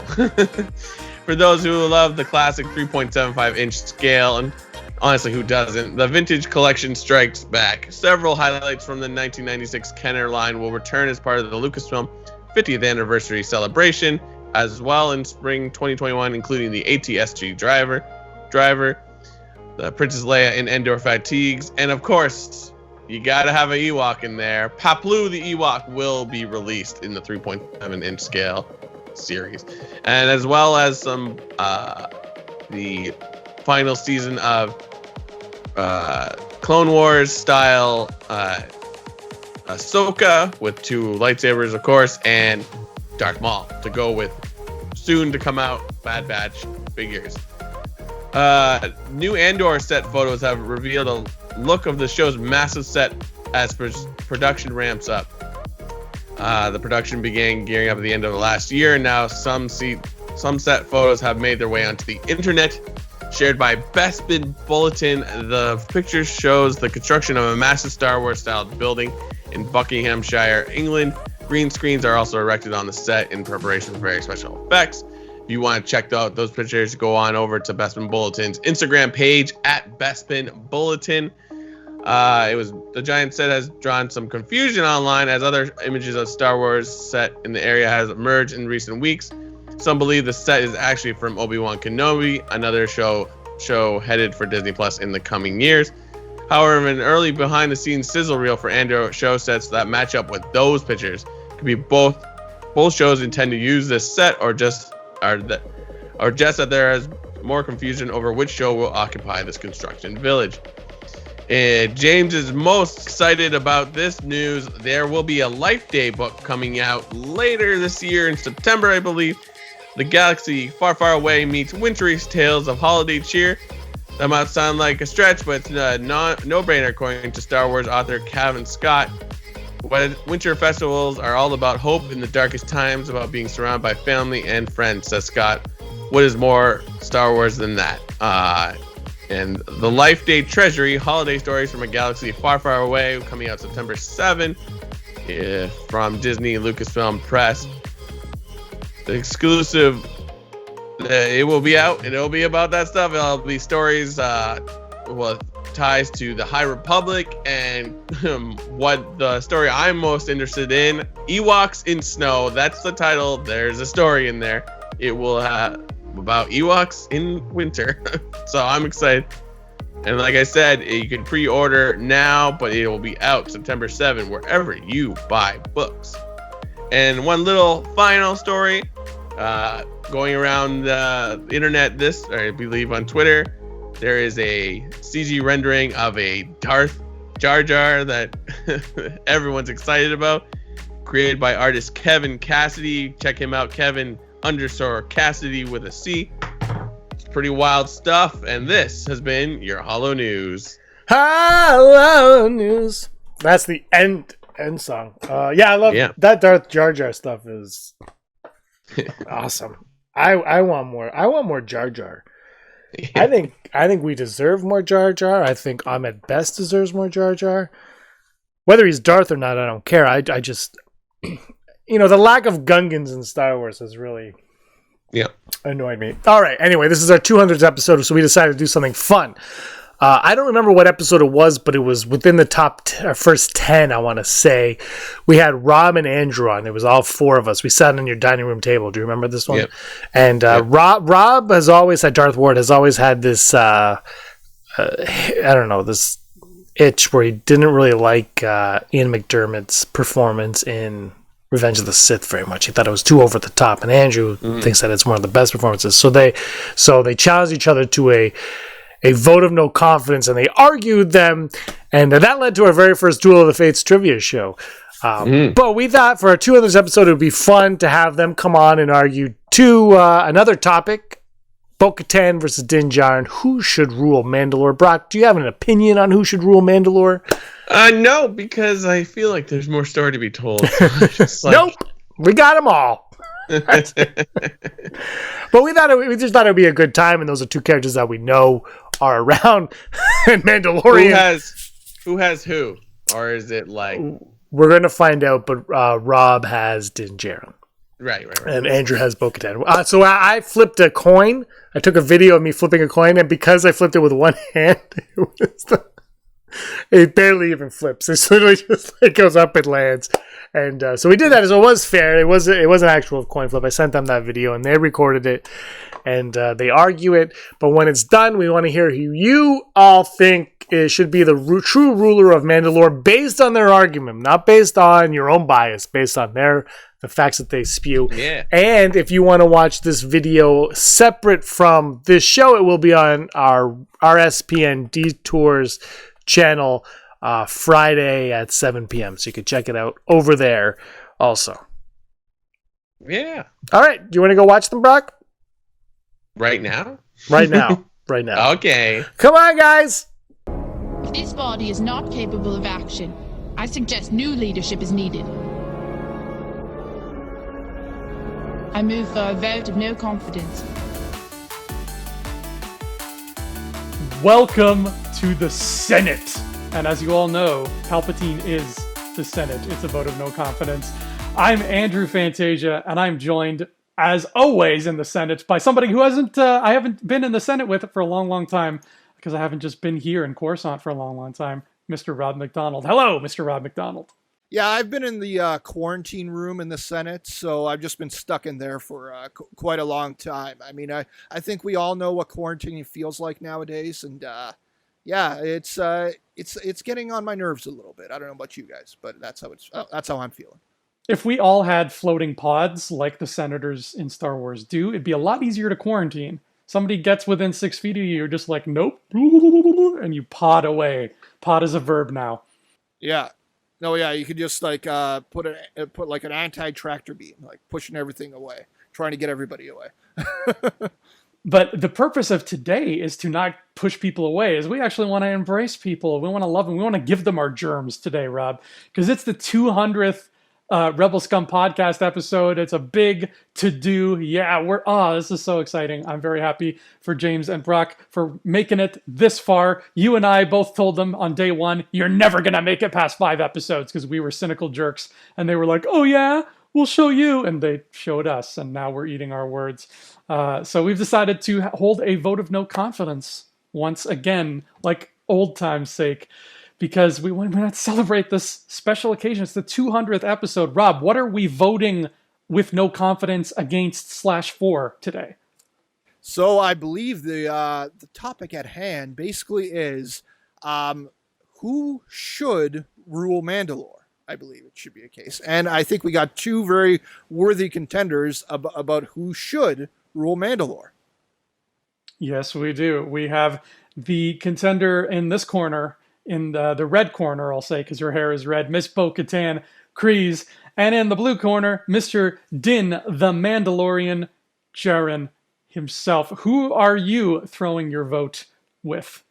My vote, I mean, I got to stick with my man here, and it is, of course, Din Djarin. That's the guy. That's the guy who should be ruling Mandalore. And then, of course, you're on the side of Bo-Katan. So would you like to would you like me to start this thing off here, Andrew? Absolutely. Tell me why you're rocking the vote for Din. Yeah, you know what? I mean, he's the one holding the Darksaber right now. And I feel like, we need change, Andrew. We need change. Mandalore's had some big problems in its past. I mean, I don't know if you've heard, but yeah, Mandalore's hasn't had the most colorful and nice of pasts. We're not talking about something like, like very like desolate, like Tatooine. Like, Tatooine has its own problems, but, Mandalore's been ravaged a little bit, let's say, by war times. And I think it's time to have a change. I think it's time for Din Djarin to be the one to take over Mandalore and to be its rightful ruler. Ooh, so you basically want to make Mandalore great again. That's what you're saying. Yeah, picture this with a MAGA hat. That's what it's going to be. No, let's leave that part out of it. I mean, I think his time is done. But anyway, go for it. Tell me why Bo-Katan is number one.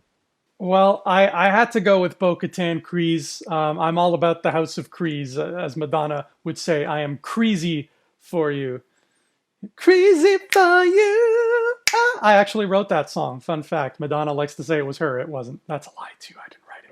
And we just got a YouTube strike, I think, as well. We just did. Yeah. Yeah, we lost 75 subscribers, which means we are now in the negative, but that's okay. Bo-Katan Kryze is the rightful heir. She or heiress, I don't know the right word, but she is essentially King Arthur in the fact that there is this sword that whoever pulls it gets to be the ruler. And it belongs to her. Now, Mandalorian acquired it. Yes, he did. Din Djarin acquired that sword through combat. But the fact of the matter is he does not know how to rule a planet. She knows how to. She is a natural born leader. She's never had the opportunity to really lead Mandalore, at least not what we've seen. But she has the army behind her. The Mandalorian, what's left of the Mandalorian army is behind her. And the bloodline. And we'll get more into the bloodline later, but the bloodline is a very key, important factor when it comes to Mandalorian culture because they're all about clans.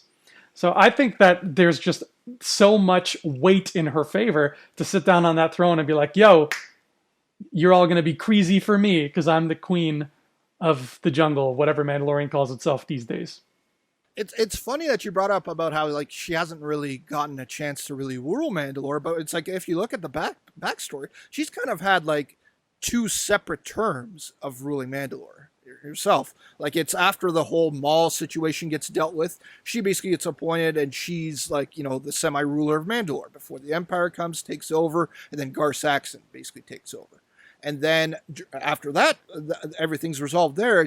It's Sabine Wren who dethrones him and basically hands over the Darksaber back over to Bo-Katan. So again, there's another ruling right there. And then at some point afterwards, she loses it to Moff Gideon.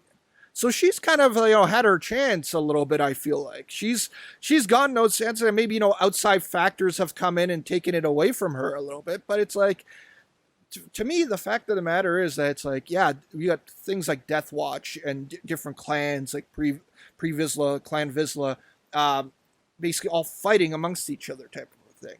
But meanwhile, you got Din Djarin over here, just on the side. He's a foundling. He's, not really involved with everything as much as it is. Yeah, he was basically a Children of the Watch. He was brought up by Death Watch. And to me, he's the one that's kind of perfectly situated in the middle of this all. Because it's like there's so much going on between Death Watch and between Bo-Katan's clan and their group of Mandalorians that it's like, if anybody's going to bring these two clans together, I feel like it's the guy that's, learning a little bit on the other side in season 2. Din Djarin starting to learn about them. And then learn a little bit more in season 3 from Bo-Katan about it all. And it's like, if anybody's going to broach a peace between these clans, I feel like it's the guy that's stuck in the middle with you. You're right. Bo-Katan has had she's had 2 non-consecutive rulings. She's the Grover Cleveland of Mandalore, but she both times it was swept out from under her unfairly and unjustly. I think that Death Watch is an interesting point to bring up because, if I'm sitting here on election day and I'm looking at Bo-Katan and I'm looking at Din Djarin and I'm like, who am I going to elect to be ruler of Mandalore? Is it going to be the lady who led our armies to freedom by, standing up to the Empire and everybody who tried to take down our planet, or the guy who basically lives with Mandalorian Al-Qaeda? So which one am I going to put my vote with? And I have to go with the one who has proven that the planet and the people of Mandalore come first to her.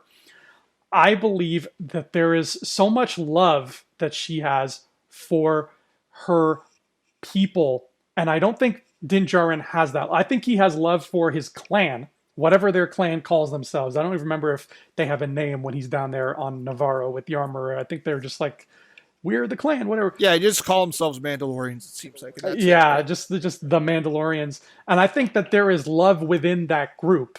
But I don't feel like, I feel like if Din Djarin was to travel to like if he was just to go to Jakku and go to a tavern in Jakku and meet a Mandalorian who's not from his clan, I feel like his first instinct would be to fight them.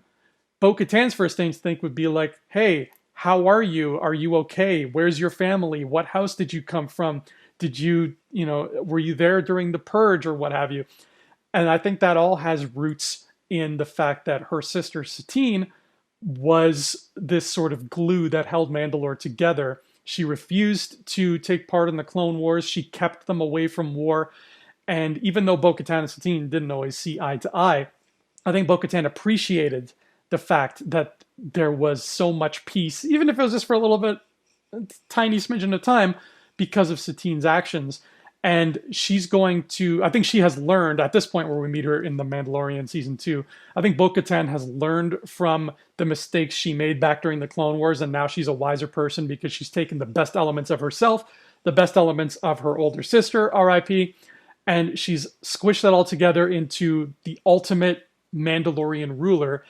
And when she has had those 2 non-consecutive terms in office, she hasn't had that power under her belt yet. She hasn't been, for lack of a better word, the Jedi Master equivalent of a ruler. She's just been running things as a Padawan. But now she is, Octo Luke Skywalker coming into his own and realizing that he can be the best Jedi he can be, even if he doesn't set foot off Ahch-To. I think she's at that stage now. Whereas Din Djarin, God bless him, he's a good man, but he's still learning. And I think right now he's too lost without Grogu. And the last thing you want to do is give him a planet and a people to take care of and make his responsibility.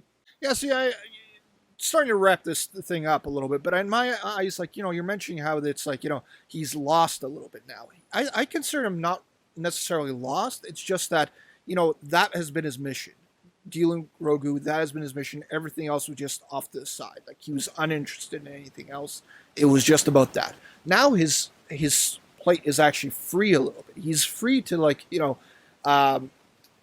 start dealing some of this stuff that's been brought up to him recently. And I mean, you mentioned how it's like you're unsure about how he would react about seeing somebody that's not a part of his clan. I mean, he met Bo-Katan in season 2. He met her. They were a little hostile at first, but ultimately it grew, and clearly he cared enough about her to actually go to her for help, right? Like, to get Grogu back, it's like he trusted her enough, who somebody's not a part of his plan, who's not a part of Death Watch, who he doesn't consider a true Mandalorian. He felt it enough to go to her and ask her for help and, create a unity between those two, right? A little bit. And I feel like that unity is what's missing from a little bit, from Satine to Bo-Katan to whatever, right? Because even when Satine was around, you had Pre Vizsla off on the side, and it's like, oh, they're not real Mandalorians. They can stay on this moon over there, right? Like, that's what they thought about Vizsla. And then you had this uprising, right? That was coming up to take it back, because they thought it's like, oh, you're pushing us downward, come back and take it all from you, right? And with Bo-Katan, even when she takes over after Maul's rule, it's like you had Gar Saxon, who was coming up and basically, created an alliance with the Empire to take over Mandalore again. And it's a case where it's like, yeah, she could go and take it back again, but it's like Death Watch will still be around.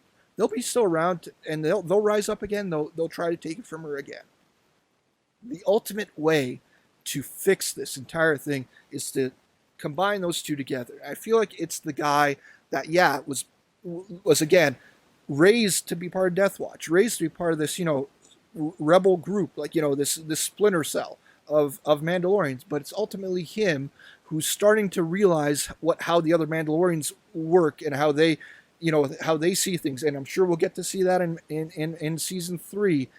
It's that type of a guy that can finally not just, rule Mandalore peacefully, like, how Satine did and how Bo-Katan wanted to, and perhaps how she thinks she can, but to finally put those two parts together and say, we are both Mandalorians. Death Watch is Mandalorians, Clan Vizsla are Mandalorians, and so are Bo-Katan's group. So is Satine's group of Mandalorians. We're all Mandalorians, and we're going to unite this thing together, and, maybe we can finally grow a plant on this planet.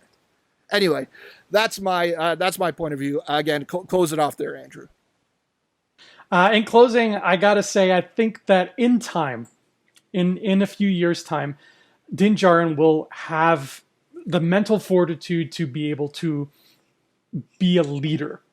Because being a parent or guardian to one being is a much different thing from being a leader to many people. And I think that, yes, he is now, in honor, in name, a Mandalorian. Sure, he's a foundling. We don't know what planet he's originally from. Doesn't matter. He's a Mandalorian now. But I think his loyalties in his heart of hearts as a Mandalorian, when he thinks of himself as a Mandalorian, he thinks of, again, his little enclave of homies. And all those little homies, and our armorer friend, who, by the way, I'm putting money down, the armorer is coming back in season 3. She has to. But that, she has to, yeah. That little group of homies is where his heart is. And I think that the Mandalorian people, the vast majority, I can't even remember how many planets are part of the Mandalore consortium. I think it's more than just the planet Mandalore. I'm sure there's a few others. I think all those people are so far removed from him, they're not even on his radar.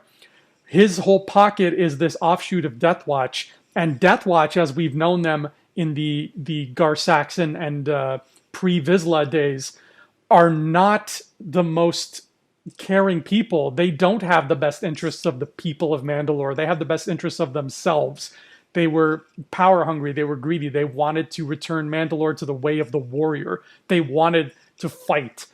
And I believe that the Din Djarin that we met at the beginning of The Mandalorian is along that same vein. Now he's been softened by Grogu. He's been made to be a person who's more empathetic and willing to use diplomacy rather than aggressive negotiations. But he still needs to wean his way. He's got to wash Death Watch out of his bloodstream, because that is still what's fueling him. And until he can do that, I wouldn't put him in charge of a damn thing, especially if there's any missiles on any planets. I'm not giving him the keys to those missiles yet. So I am still polishing off the throne and making sure it is comfy and clean and secure for when Bo-Katan puts her butt in it and starts ruling the planet. Because it is a third term that has been long earned. Fair enough. I mean, yeah, I think we need a vote for this. So I think we need properly, put this in Twitter or whatever, set up the vote, and then when I'm up 4-3, we stop the count. Okay, that's how it's going to work. But I think we're in for a treat either way. Whoever rules Mandalore, even though it is going to be Bo-Katan Kryze. We'll see, buddy. We'll see. I'm crazy for you. Anyway, that has been a vote of no confidence, a long time coming. Rob, it is such a pleasure to vote with no confidence alongside you once again. And of course, back to Brock and James. Happy 200th episode, guys. You only got this far because of Rob and I. Let's be real. Thanks, guys. Top 5. Top 5. Standing by. Andrew and Rob. I wish they would just. I wish they would get along. All they do is argue. Every time we see them, we argue. Today's top 5 is a continuation from last week's top 5. It's our top 5 Star Wars moments. This was the hardest top 5 of all time. Last week we did numbers 10 through 6. Today will be 5 through 1. Most people are going to hate me and say that I'm not a real Star Wars fan with my number 5, and that is the assassination attempt on Padme Amidala, the Zam Wessel chase. We got Anakin, Obi-Wan, Zam, Jango Fett, 4 of my favorites.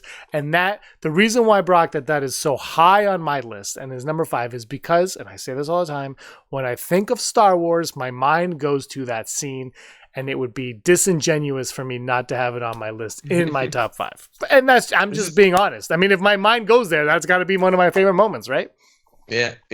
It's your list. You can do whatever you want. All right, your list is terrible. Yeah.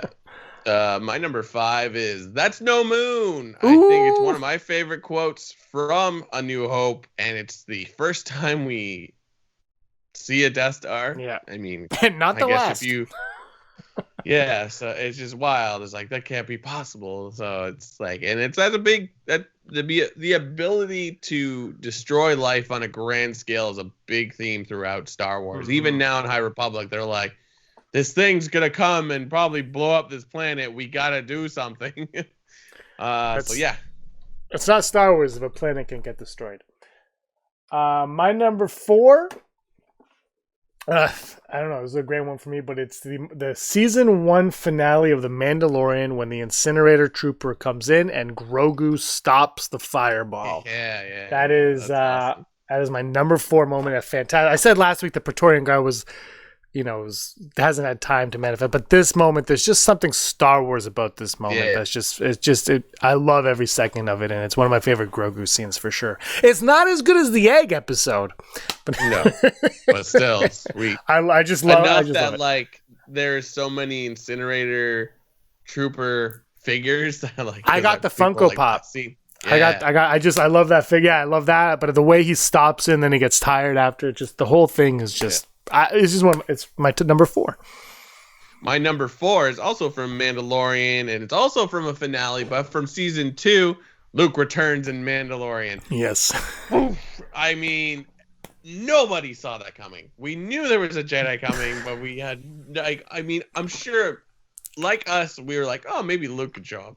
No one knew it was coming. Not even people on set. Knew it was coming. Like, that's wild. Amazing. And everything about that scene is amazing, from like the silent fly in the X-Wing and just the reveal of him walking into the... Yeah. And yeah, it was a great scene. And I know it sounds weird to have something so new, so high on this list, but like that show, it's going to go down as a huge touchstone part of Star Wars lore. So. I will. That's not on my list, and neither is the Armorer in season 1 kicking butt. Also, there are so many moments that from both seasons that were near the Mudhorn almost made my list, as I mentioned the egg, but none of them did. But great moment. I also don't have Darth Vader and Rogue One on my list either, which is the equal to that Luke moment in my opinion. My number 3, a lot of people's favorite, but this kind of changed. I think this moment changed Star Wars forever in every facet, and that is I am your father. Oh, of course. Yeah, my top 3 are boring, but like, because they're obvious. But this moment, I mean, because of this, everything is a twist now. What's the twist? It doesn't need a twist. And the thing that was brilliant is it didn't retcon what came before in any way, shape, or form. It kind of took what you learned before and it flipped it on its head. It said, yeah, Anakin was killed by Vader, but in a different way, from a different point of view. So number 3 is I am your father. My number 3 is important because when Disney purchased Star Wars, they're like, oh, now we can do stuff. Like, when are they going to make that move? When are they going to make that like ballsy move or like, this is ours now? It wasn't with Luke throwing over the lightsaber over his shoulder. It wasn't, oh God, what was the other thing I was going to say? It wasn't, oh God, crap. I had all the, it's when they truly showed that like, this is our thing now and we can do what we want, is the child revealed. It turns out the asset was what we were calling Baby Yoda right off the first episode of Mandalorian. And it was just like, you remember how George Lucas is like, we don't tell you what Yoda is? And it's like, well, look, here's another one. Even though Yaddle was around, whatever. Like, now we're like, there's potential that we could learn more about the race that Yoda and now we know as Grogu could come from. Maybe we won't, I don't know. But it was just like, this was like one of the first times where Disney was like, let's play. Yeah. So, and I think we're going to get more of that because I think we talked about it earlier, but their feet are wet now. Right? It took 7, 8, and 9 and a couple spin-offs and they're like, okay, we've got a hand. And it does take time. And they made 5 good movies. Great movies. One of them sucked. I don't know which one sucked. I just picked one. My number 2. I love this moment. One of my favorite characters is in this moment. I mentioned 2 of them already. Duel of the Fates. My favorite lightsaber fight. Great. It was the Star Wars music was always great, but Duel of the Fates is the one. I told the story a few weeks ago where I went for a walk and a van came and they were listening to Duel of the Fates driving this van. It's just fantastic. The music score itself, but the scene, the lightsabers, Qui-Gon deaths, Obi-Wan taking him out. That moment, as Dave Filoni says in the making of the Mandalorian show, that moment, just like I Am Your Father, it kind of changes Star Wars. It's not the same impact necessarily for the viewer standpoint, but in the story wise, it changes everything going forward with Anakin and kind of leads him down that path because of all those events. So, Duel of the Fates, though, also Phantom Menace. I love that scene. Pod Racing didn't make my list, but Duel of the Fates did. My number two, you already said, no, Luke, I am your father. Like the synonymous line from Star Wars.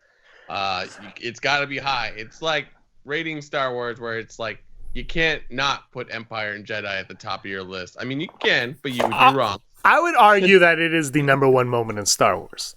Yeah, it's so ingrained in the zeitgeist that we quote it wrong all the time. It's the most misquoted, yeah. Yeah, it's so misquoted because people are they have talked about this scene ad nauseum. Like, it is the precursor.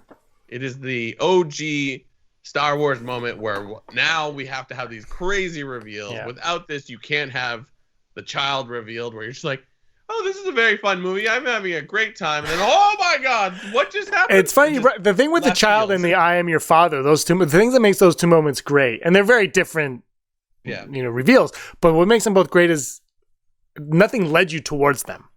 No. Right? Yeah, Like in Star Wars, Rey being a Palpatine, you're kind of like, well, who is she? You're waiting for something, right? But those two moments, you're never waiting for those two moments. It's like, what? So for me, those are great. Absolutely. Well, my number one, and this is the most boring one of them all, and it's staple, but it is a moment that, much like the Zam Wessel chase, is a moment that I think most people think of when they think of Star Wars, and it's a moment that I think of fondly from my childhood, the one that I don't talk about often, and that is the opening scene of A New Hope when the stormtroopers and Vader burst through the door. It is such a freaking awesome scene. The build up and then the everything about it is actually phenomenal. And the way to start a movie / a franchise, you can't get better than that. You got the rebellion soldiers at the door. You got the droids all walking along. Like everything about that sets up the world perfectly. And then the stormtroopers come in and everyone's dead and there's smoke and then Vader. It's just probably, it's my number one, but as my number one favorite Star Wars moment, it's just, I don't know, just beautiful. My number one's also from New Hope and almost bookends what you just said. It's I love my list because they're just like quotes, like, let's blow this thing and get out of here, kid. The trench run, the return of Han Solo, both like it's amazing that what you picked is like an explosion of the entrance on the Tantive 5, and an explosion from the Death Star. Like, I've never really realized that there's kind of like someone had to shoot out an entrance, because it's like, he's shooting a ventilation thing, but it's really like you're blowing off the cover of something. That's wild. I love it. There's something.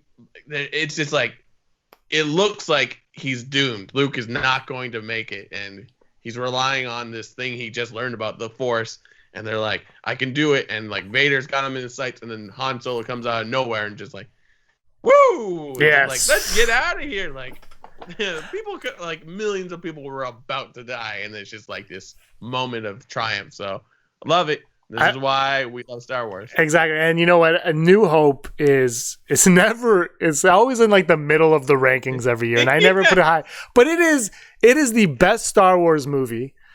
Probably by a mile. Sorry, Empire Strikes Back fans. But the thing with that one is it's because it's like this isolated movie and everything, it hits every single beat to perfection.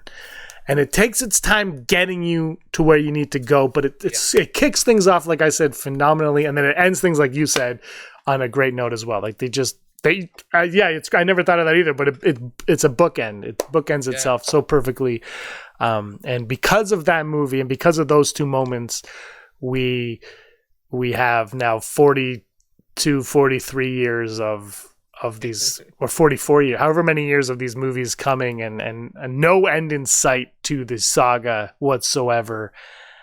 And it's awesome. It's awesome. Absolutely. Can't believe it. 200 episodes here. We've almost been going. We've done more episodes than George Lucas did. We are the age that George Lucas was when he decided to make a podcast. Yes, we are. He was wearing a plaid shirt and jeans, flannel and jeans. George Lucas, he did it. It was 1977, and somehow he had a Coke Zero. I said you need to make a Coke Zero, and I had it. But anyway, thank you everybody for watching. Obviously, George Lucas for creating Star Wars, and Disney for buying it and creating more Star Wars content. But we do love Star Wars. You can tell by our top 10 list; it was kind of wild and zany and was all over the place. And that's the thing with Star Wars, is it has so many moments that it does, there's no right or wrong, but let us know what your top 5 Star Wars moments are in the comments below. We also have to mention, Brock, that we will be back on Sunday with another podcast, episode 201. Oh, what? What? 2 episodes? Yeah. It is Star Wars Podcast Day. So hashtag Star Wars Podcast Day. We are going to be a part of that. So Sunday will be episode 201. We're talking something. I don't know what. There's a rundown. We will be doing Never Tell Me the Odds and Top 5 and Holo-news. Nice. Yeah. The Rundown, starring Dwayne Johnson. Oh, that movie was like picking up steam on Twitter. Somebody mentioned it and I commented, and Rosario Dawson liked all of the comments. And then somebody else was like, The Rundown is underrated. And I was like, where is this coming from? And it is. It's a fantastic movie. Schwarzenegger, when he walks by, goes, have fun. It's the greatest. Great movie. Great movie. Also, Jumanji 2, Welcome Back to the Jungle, was also a fun ride. We're on TuneIn now, so you can listen to us everywhere. Yeah. TuneIn, and maybe by the time this airs, Amazon Music. So you can keep finding us wherever. We're ever growing, Brock. We're ever growing. We are Legion. We are everywhere. Anything else you want to say for the 200th time? Thank you to everyone who listens to us, even for 1 episode or 10 episodes or 200 episodes. We appreciate everything. If you like it, if you don't like it, we like to hear your feedback, and it's great to know that people are actually listening to us go on and on and on about make-believe. So thank you. Make-believe. Thank you, James. Thank you, not to Andrew Fantasia. Thank you to all the fans that like to listen. Yeah, and thank you, Brock, for your perseverance and saying let's do a podcast for almost as long as we've been doing a podcast. But that was great, and I have fun doing this with you every week, and I look forward to doing it 2 more times this week. It's literally the only time we talk to each other on a weekly basis. He sent me more Bernie memes. I can't talk to him right now. Those Bernie memes were phenomenal. I loved every second of them. What a wild 48 hours. It was. And then Aaron made me make one, and then I just started making them myself. And I was like, and I got caught up in them. I'm like, I could put him here. And I was like, I could put him here. And I put him in the Ghostbuster chair, and it was awesome. All right. 200 episodes. Right. Thanks so much for watching. Thank you to our patrons for all of your support. Also over there on patreon.com/Rebel Scum Podcast. I'm James. He's Brock. And he was always scum. Rebel Scum. Hey scumbags, thanks for watching. Don't forget to give us a thumbs up on our video. As always, please subscribe to our YouTube channel, Rebel Scum Podcast, for all the latest videos.